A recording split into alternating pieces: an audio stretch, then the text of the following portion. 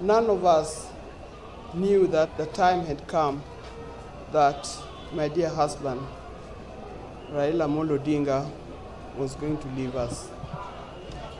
But since the time has come, we have to deal with it the way it is.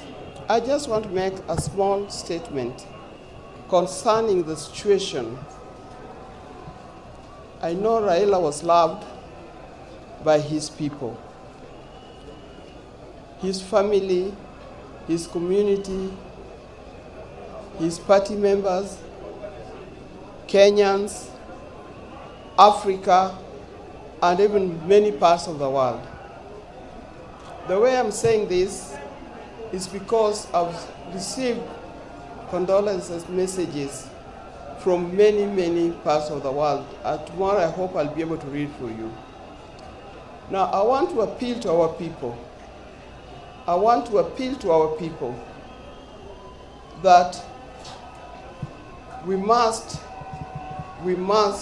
mourn Raila in peace. It is a solemn occasion. It is not an occasion of confusion. Things work better if we do it in a solemn manner. I want to appeal. I've been to many international funerals. I was in the funeral of Nelson Mandela. I was in the funeral of Winnie Mandela. I was in the funeral of President Magufuli here in Tanzania. It was a solemn occasion. It is only through the still voice that we can be able to hear and understand one another. I've lost my husband. My children have lost their father. People have lost their brothers. And many, many people. Kenyans have lost their loved one. The world have lost their loved one. With me is Mrs. Changarai, Her Excellency. You all know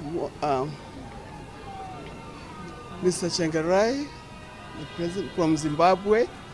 She's arrived in this country and she's arrived here at Opoda Farm to mourn with us.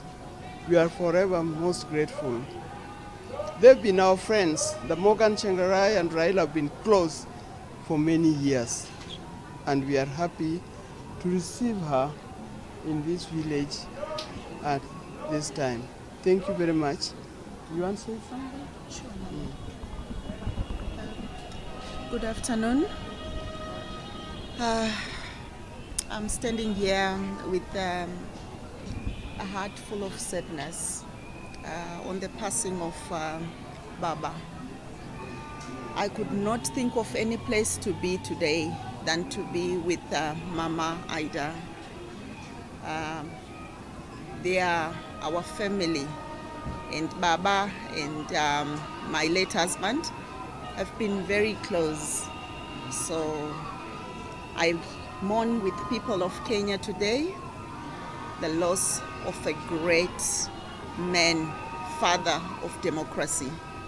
I thank you.